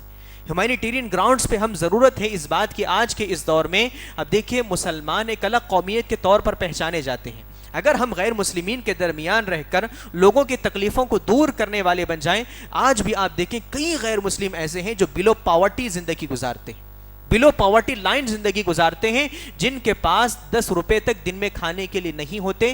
کئی غیر مسلم گھرانے ایسے پائے جاتے ہیں، ان کے درمیان کھانا تقسیم کرنا، ان کے درمیان ان کی ضروریات کے کپڑے، ان کے ضروری سامان کو تقسیم کرنا، یہ ہمارے لیے ضروری ہے، یہ کام ہم کو کرنے ہیں۔ اگر ہم ہیومینیٹیرین گراؤنڈز پر کام کرنے والے بن جائیں، انسانیت کے ناطے لوگوں کی خدمت کرنے والے بن جائیں، تب غیر مسلمین سمجھیں گے کہ یہ کوئی الگ قومیت نہیں ہے، بلکہ یہ ہمارے لوگ ہیں، ہمارے درد کو سمجھتے ہیں، ہماری مجبوری کو سمجھتے ہیں اور ہماری مجبوری کو دور کرنے کے لیے آ جاتے ہیں۔ اب دیکھیں غیر مسلمین میں اگر کسی کے شوہر کا انتقال ہو جائے تو اس کو دیکھنے والا کوئی نہیں ہوتا، ایسی خواتین کو ہم دیکھیں، جائیں ان کے پاس، ان کی ضروریات کو پورا کریں، ان کے بچوں کی تعلیم کی ذمہ داری ہم لیں، یہ ذمہ داری ہماری بنتی ہے۔ اور یہی کام اللہ کے رسول صلی اللہ علیہ وسلم نے مکہ میں رہتے ہوئے کیا، اور مدینہ میں جانے کے بعد بھی اللہ کے رسول صلی اللہ علیہ وسلم نے انہی کاموں کو انجام دیا ہے۔ تو یہ کام ہمارے لیے انتہائی ضروری ہے۔ اب اسی طرح ایک اور اہم معاملہ جو ہمارے لیے ضروری ہے، اسی سے جو ملتی ہوئی بات ہے، وہ یہ ہے کہ غیر مسلمین سے تعلقات کو مضبوط رکھنا۔ آپ کے اپنے محلے میں، ہمارے اپنے معاشرے میں، گلی میں غیر مسلم رہتے ہیں، ان سے تعلقات کو اچھے رکھیں۔ آپ کے گھر کوئی اچھی چیز پکتی ہے تو ان کے گھر میں لے جا کر دیں، ان کے پاس اگر کوئی اچھی چیز پکتی ہے، آپ کو معلوم ہے کہ حلال کی کمائی اس کی ہے اور وہ کوئی ذبیحہ نہیں ہے تو کھا سکتے ہیں، اللہ کے نبی نے اجازت دی ہے، ان چیزوں کو آپ اختیار کریں۔ آپ ان کو دین اسلام کو قریب لانے کی کوشش کریں، مساجد کو بلائیں، مساجد میں پروگرامز کر کے ان کو قریب کرنے کی کوشش کریں۔ اللہ کے رسول صلی اللہ علیہ وسلم غیر مسلمین سے تعلقات کو استوار کرتے اور ان سے قریب اللہ کے نبی رہا کرتے تھے، یہ معاملہ بھی ہمارے لیے انتہائی ضروری ہے۔ اللہ کے نبی کے خادموں میں ایک نام یہودی بچے کا بھی آتا ہے، اللہ کے نبی کے خادموں میں ایک نام یہودی بچے کا بھی آتا ہے، حالانکہ اللہ کے نبی کے صحابہ ایسے تھے، اگر اللہ کے نبی کہیں تو صحابہ کرام اپنے آپ کو قربان کرنے کے لیے تیار تھے۔ اتنے زیادہ بہترین صحابہ کرام کو رکھنے کے باوجود اللہ کے نبی کے فہرست میں، اور وہ بھی سب سے اول آنے والا نام، سب سے زیادہ لیا جانے والا نام یہودی بچے کا بھی ہے۔ اللہ کے رسول صلی اللہ علیہ وسلم وہ بیمار ہوتا ہے، اللہ کے نبی اس کے گھر کی عیادت کرتے ہیں۔ غیر مسلم اگر ہماری گلی میں بیمار ہو، اس کی عیادت بھی تو کرنی چاہیے۔ اللہ کے نبی اس کے پاس جاتے ہیں، جا کر بیٹھتے ہیں اور اس کے بعد اسے کہتے ہیں کہ اسلام قبول کر لو۔ وہ اپنے باپ کی طرف اشارہ کرتا ہے تو باپ کہتا ہے اطیع ابا القاسم، ابو القاسم کی اتباع کر لو۔ اس کے بعد وہ اسلام قبول کر لیتا ہے، اور اللہ کے رسول صلی اللہ علیہ وسلم جیسے اس کو کلمہ پڑھاتے ہیں، اس کی روح پرواز کر جاتی ہے، اس کا انتقال ہو جاتا ہے، تو اللہ کے نبی کہتے ہیں تعریف اس ذات کی جس نے اس کو جہنم سے آزاد کیا، انقذہ من النار، جہنم سے جس کو آزاد کیا. تو یہ تعلقات غیر مسلمین سے ہمارے ہونے چاہیے. اگر ہمارے کلاس میں کوئی غیر مسلم ہو یا پھر کافی غیر مسلم ہو, اگر آپ کو معلوم ہو کہ فلاں دن اس کی طبیعت خراب ہو چکی ہے, ایکسیڈنٹ ہوا ہے, کوئی حادثہ ہوا ہے, آپ جائیں اس کے پاس, اس کے حال جال پوچھیں, اس کے ساتھ اچھے اخلاق سے پیش آئیں. زندگی بھر آپ کی اس اخلاق کو وہ یاد رکھے گا. یہی چیز میں ہم دور نظر آتے ہیں. ہم یہ کہتے ہیں کہ فلاں کٹلا ہے, ایسا ہے, ویسا ہے. اب ایک گیپ مینٹین کرنے لگ جاتے ہیں. یہ جو گیپ ہمارے پاس ہے, اس کو فل کرنا ہمارے لیے آج کے اس دور میں انتہائی ضروری ہے. اب اسی طرح ایک اور جو ڈیل ہم کر سکتے ہیں غیر مسلمین کے ساتھ, ان سے اسلاموفوبیا کو ختم کرنے کے لیے, وہ یہ ہے کہ ٹیکنالوجی کا استعمال ضروری ہے. ٹیکنالوجی کا استعمال کرتے ہوئے دین اسلام کی صحیح تعلیم کو عام کرنا ہمارے لیے انتہائی ضروری ہے. آپ دیکھیے, آپ کبھی یوٹیوب پر سرچ کر کے دیکھیں کہ واٹ از اسلام, تو آپ کو کئی چینلز ایسے ملیں گے جو غیر مسلم چینلز ہیں, یا پھر گودی میڈیا ہے, ایسا میڈیا ہے جو مس کنسیپشنز پھیلاتا ہے لوگوں کے درمیان. اس پر جب اسلام کی جو باتیں کہی گئی ہیں, لوگ وہی سن رہے ہیں, لوگ وہی سمجھ رہے ہیں کہ یہی اسلام ہے. حالانکہ اگر ہم ان کے درمیان دین اسلام کی صحیح تعریف کو پیش کریں, ہم اپنے فنڈ ریز اس لیے بھی کریں کہ ٹیکنالوجی کو استعمال کرتے ہوئے لوگوں کے درمیان دین اسلام کی تعلیم کو پھیلائیں گے, یہ بھی ہماری ذمہ داری بنتی ہے. آپ دیکھیں مثال کے طور پر جو بالی ووڈ ہیں, بالی ووڈ چلانے والوں میں تقریباً 50% مسلمان ہیں. ڈائریکٹرز آپ لے لیں, پروڈیوسرز آپ لے لیں, ہیروز لے لیں, ہیروئنز لے لیں, تمام میں آپ کو 50% سے زیادہ مسلمان آپ کو نظر آئیں گے. جو شخص اپنی دنیا بنانے کے لیے اتنا پیسہ لگا سکتا ہے, اپنے آپ کو شو آف کرنے کے لیے اتنا زیادہ لگا سکتا ہے, اور لوگوں کے درمیان اتنا پاپولر ہو سکتا ہے, اور وہ چینلز اتنے پاپولر ہو رہے ہیں, تو کیوں ہم دین اسلام کی تعلیم کو عام کرنے کے لیے نہیں کر سکتے؟ جو شخص اپنی ذات کے لیے اتنا پیسہ لگاتا ہے, تو ہم اللہ رب العالمین کے لیے کیوں پیسہ جمع نہیں کر سکتے؟ کیوں ہم ایسے چینلز نہیں بنا سکتے ٹی وی پر, پھر کم از کم سوشل میڈیا پر, جس کے ذریعے لوگوں کے درمیان دین اسلام کی صحیح تعلیم کو بتایا جائے؟ آپ بتائیں کہ کوئی تیلگو میں ایسا چینل ہو جو دین اسلام کی صحیح تعلیم کو لوگوں کے درمیان بتا رہا ہو؟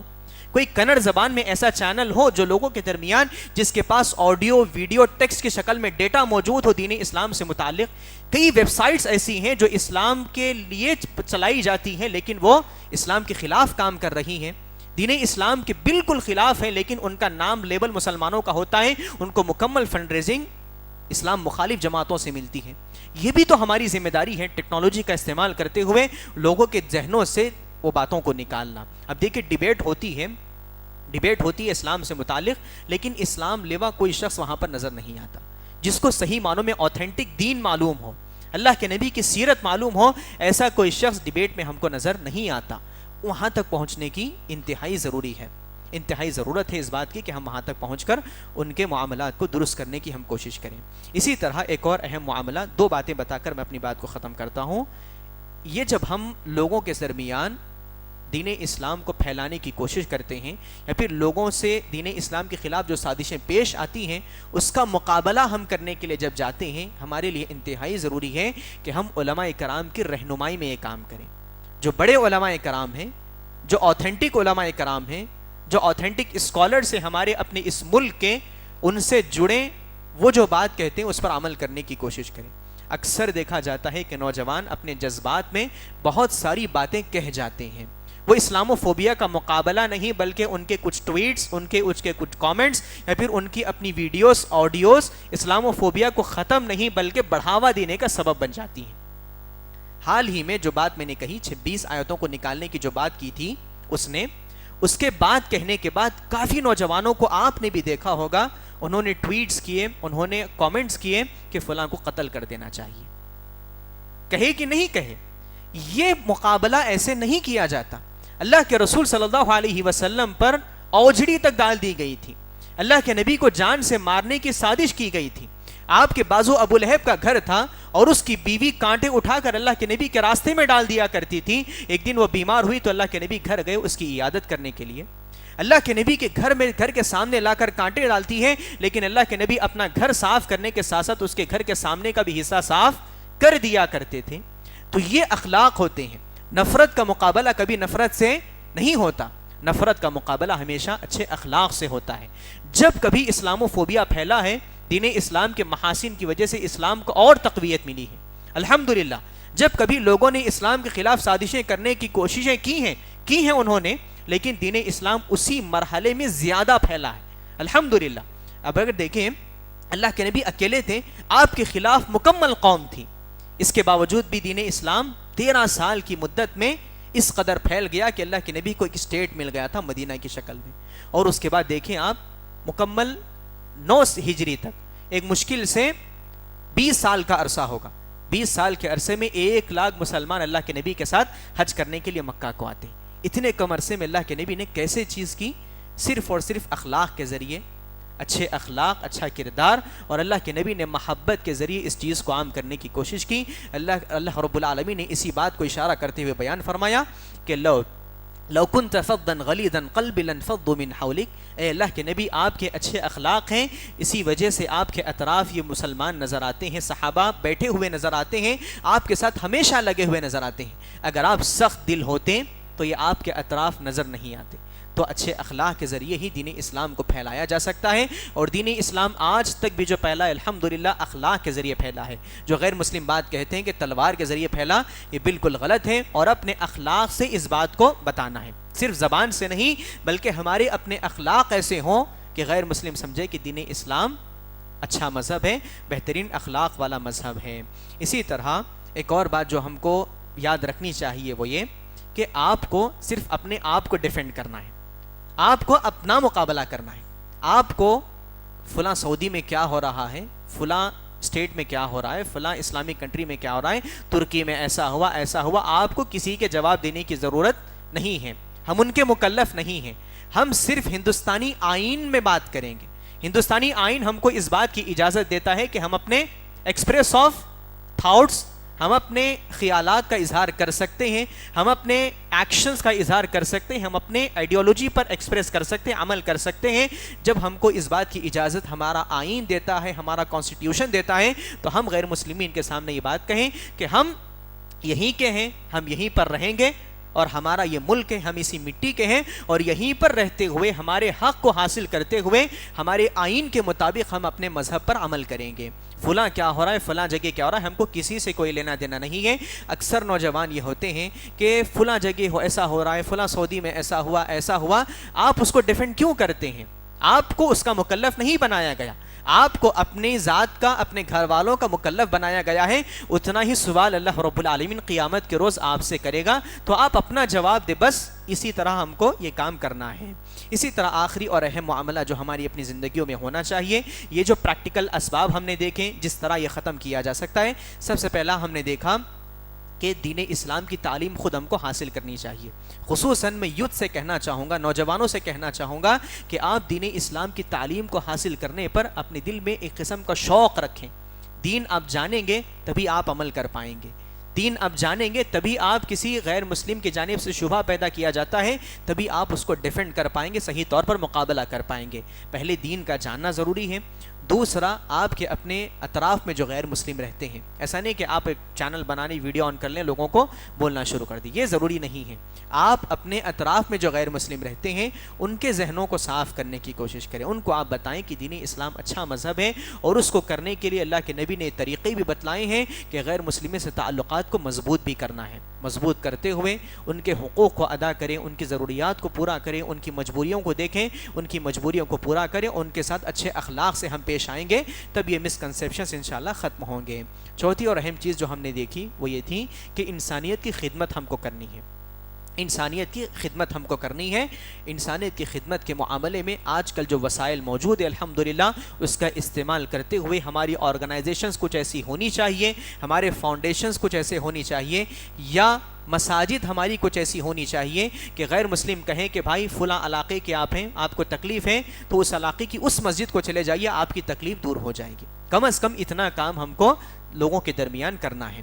پانچواں اور اہم کام ہم کو جو کرنا ہے وہ ٹیکنالوجی کا استعمال کر کے دعوت کا کام ہم کو کرنا ہے۔ ٹیکنالوجی کے استعمال کے ذریعے دعوت کا کام ہم کو کرنا ہے۔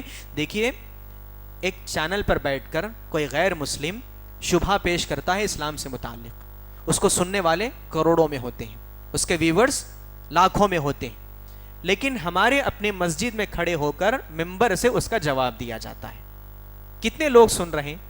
آپ ان کو بتا رہے ہیں جو جانتے ہیں کہ اسلام حق مذہب ہے، آپ جمعہ کے خطبے میں جو بات کہتے ہیں انہی کو بتاتے ہیں جو جانتے ہیں کہ ہاں دین اسلام اچھا ہے، اللہ کے نبی اچھے ہیں، جو جانتے ہیں انہی کو آپ بتا رہے ہیں۔ وہ اشکال پیش کر رہا ہے ہزاروں کروڑوں لوگوں میں، اور آپ جواب دے رہے ہیں صرف 50-100 لوگوں کے درمیان، 500 لوگوں کے درمیان۔ آپ اسی طرح کے پلیٹ فارم پر جواب دیں جہاں سے شبہ پیش کیا گیا، وہاں تک پہنچنے اور وہاں سے جواب دینے کی ہم کوشش کریں۔ اس کے لیے ضروری ہے کہ ہم فردر اسٹڈیز میں آگے ہوں۔ آپ دیکھیں مسلمانوں کی اسٹڈیز کا کرائٹیریا کیا پایا جاتا ہے، تقریباً 100% جو مسلمان اس ہندوستان میں رہتے ہیں، ہندوستان میں جتنے مسلمان رہتے ہیں ان میں سے 44% مسلمان ایسے ہیں جو تعلیم حاصل کرتے ہیں، باقی 46% مسلمز، 56% مسلمان ایسے ہیں جو تعلیم حاصل نہیں کرتے، بلو پاورٹی لائن ہے، تعلیم بالکل بھی ان کے پاس نہیں ہے۔ اور جو 44% بات میں نے آپ کے سامنے کہی، ان میں سے 3-4% ایسے ہیں جو مدارس میں تعلیم حاصل کرتے ہیں، باقی 40% وہ ہیں جو مشنری اسکولز میں پڑھ رہے ہیں، جو ایسی یونیورسٹیز میں پڑھ رہے ہیں جہاں پر اسلام فوبیا پھیلایا جاتا ہے، وہ وہاں پر پڑھ رہے ہیں جہاں پر ایتھیزم اور سیکولرزم پھیلایا جاتا ہے۔ تو اس پر کام کرنا ہمارے لیے انتہائی ضروری ہے۔ اور آخر بات میں جو آپ کے سامنے بیان کرنا چاہتا ہوں، ان پریکٹیکل اسباب کے ساتھ ساتھ جو بنیادی اور اہم معاملہ ہمارا اپنی زندگی میں، اور سب سے اہم معاملہ جو ہونا چاہیے، وہ کنیکشن وتھ اللہ رب العالمین، اللہ رب العالمین کے ساتھ اپنا تعلق۔ اللہ رب العالمین کے ساتھ جس قدر مضبوط ہمارا تعلق ہوگا، اللہ رب العالمین اتنا ہی بہترین معاملہ اس دنیا میں ہمارے ساتھ کرے گا۔ اللہ کے رسول صلی اللہ علیہ وسلم نے عبداللہ ابن عباس سے جو بات بیان فرمائی تھی، اللہ کے نبی نے کہا، یا غلام، اے بچے یہ بات کو یاد رکھو، احفظ اللہ یحفظک، احفظ اللہ تجدہ تجاہک۔ اے بچے اس بات کو یاد رکھو، ابھی چھوٹے بچے تھے وہ، اللہ کے نبی نے ان سے کہا اس بات کو یاد رکھو۔ اور یہ بات دیکھیے کتنی اہم ہے، اللہ کے نبی نے بڑوں کو نہیں بلکہ چھوٹے بچے کو تک اس بات کی تعلیم اللہ کے نبی نے دی۔ کہا احفظ اللہ یحفظک، تم اللہ تعالیٰ کے احکامات کی پابندی کرو، اللہ رب العالمین کے حقوق کا لحاظ رکھو، اللہ رب العالمین کے احکامات، اس کی تعلیمات اور اس کے قوانین کا لحاظ رکھو، اللہ رب العالمین تمہاری حفاظت کرے گا۔ تم اللہ تعالیٰ کے احکامات کی حفاظت کرو گے، اللہ تعالیٰ تمہاری حفاظت کرے گا۔ احفظ اللہ تجدہ تجاہک، تم اللہ تعالیٰ کے احکامات کی اگر پابندی کرو گے تو تم ایسے پاؤ گے کہ اپنی مجبوری میں اللہ رب العالمین تمہارے سامنے ہے، تمہاری ضرورت کو پورا کر رہا ہے۔ تو یہ معاملہ ہماری اپنی زندگی میں ہونا چاہیے۔ اللہ رب العالمین سے تعلق کو مضبوط کریں۔ اللہ رب العالمین نے یہ جو ڈپریشن کا ماحول اللہ کے نبی میں تھا، اللہ کے نبی جب مکہ میں تھے اور اسلام و فوبیا مکمل عروج پر تھا، ہر طرح سے اللہ کے نبی کو ستایا جاتا تھا، ہر طرح سے کوشش کی جاتی تھی کہ لوگوں کو اسلام سے کھینچا جائے، لوٹایا جائے، اگر وہ بات نہیں سمجھتا تو اس کو مارا جاتا، پیٹا جاتا، ہر طرح کا معاملہ کیا جاتا، حتیٰ کہ حضرت سمیہ کو قتل تک کر دیا گیا تھا۔ اپنے مکمل ریس پر تھا اسلام و فوبیا، موب لنچنگ ہوتی تھی، سب کچھ وہاں پر ہوتا تھا۔ اس موقع پر اللہ رب العالمین نے قرآن مجید کی آیت نازل فرمائی۔ اللہ رب العالمین نے کہا وَلَقَدْ نَعْلَمُ أَنَّكَ يَضِيقُ صَدْرُكَ بِمَا يَقُولُونَ، اے اللہ کے نبی ہم جانتے ہیں۔ دیکھیں کتنی روحانی آیت ہے یہ، ایک انسان کی روح خوش ہو جائے اس سے، ایک انسان کا دل مطمئن ہو جائے اس کے سامنے بے شمار مسائل کیوں نہ ہو۔ اللہ رب العالمین کہتا ہے وَلَقَدْ نَعْلَمُ أَنَّكَ يَضِيقُ صَدْرُكَ بِمَا يَقُولُونَ، اے اللہ کے نبی ہم جانتے ہیں کہ آپ کا دل اس بات سے گھٹتا ہے جو کچھ وہ کہا کرتے ہیں، وہ جو باتیں کہتے ہیں آپ کے خلاف، اس سے آپ کا دل گھٹتا ہے۔ اس کا علاج کیا ہے؟ فَسَبِّحْ بِحَمْدِ رَبِّكَ وَكُن مِّنَ السَّاجِدِينَ، فَسَبِّحْ بِحَمْدِ رَبِّكَ وَكُن مِّنَ السَّاجِدِينَ، فَسَبِّحْ بِحَمْدِ رَبِّكَ وَكُن مِّنَ السَّاجِدِينَ۔ اللہ رب العالمین نے کہا آپ کا دل گھٹ رہا ہے، وہ باتیں کہتے ہیں، آپ کا دل ہانڈی کی طرح پک رہا ہے، علاج اس بات کا یہ ہے کہ آپ اللہ رب العالمین کی تسبیح بیان کیجئے، اللہ رب العالمین کے لیے سجدہ ریز ہو جائیے، اللہ تعالیٰ کی تسبیح اور اس کا سجدہ کریے۔ اور اس کے بعد کہا وَاعْبُدْ رَبَّكَ حَتَّى يَأْتِيَكَ الْيَقِينُ، اور اللہ رب العالمین کی، اپنے رب کی آپ عبادت کریے جب تک آپ کو موت نہیں آ جاتی، جب تک آپ کا انتقال نہیں ہو جاتا۔ تو اللہ کے رسول صلی اللہ علیہ وسلم نے یہی معاملہ اپنایا اور صحابہ کرام کو یہی تعلیم اللہ کے نبی نے دی۔ آپ دیکھیں آل یاسر کا معاملہ، تینوں کو ایک ساتھ کھڑا رکھ کر مارا جاتا، حضرت یاسر کو، ان کی بیوی کو، ان کے بچے کو ایک ساتھ سامنے رکھ کر مارا جاتا، ان کو پیٹایا جا رہا ہے، ان کو پیٹا جا رہا ہے، ان کو پیٹا جا رہا ہے، اللہ کے نبی کا گزر وہاں سے ہوتا ہے۔ اللہ کے نبی دیکھتے ہیں کہ آل یاسر کو مارا جا رہا ہے، ان کے درد ہو رہے ہیں، ان کے زخموں سے خون رس رہا ہے، وہ اس معاملے کو دیکھتے ہیں اللہ کے نبی اور اس کے بعد کہتے ہیں صبرن یا آل یاسر موعدکم الجنہ، صبرن یا آل یاسر موعدکم الجنہ۔ کتنی سچویشن میں تھے، ایک تو کڑک دھوپ میں ٹھہرے ہوئے ہیں، مارا جا رہا ہے، کوڑے پہ کوڑے برس رہے ہیں، نہ صرف اپنے آپ کو بلکہ اپنے بیٹے کو دیکھتے ہیں، اپنی بیوی کو دیکھتے ہیں کہ مارا جا رہا ہے، بیٹا دیکھتا ہے کہ میری ماں کو پیٹا جا رہا ہے، میرے باپ کو پیٹا جا رہا ہے۔ ایسے ماحول میں، ایسے ایموشنل ماحول میں اللہ کے نبی راستے سے گزرتے ہوئے کہتے ہیں صبرن یا آل یاسر موعدکم الجنہ، اے آل یاسر صبر کرو، اللہ رب العالمین کی جنت تمہارا انتظار کر رہی ہے، اللہ رب العالمین کی جنت تمہارا انتظار کر رہی ہے۔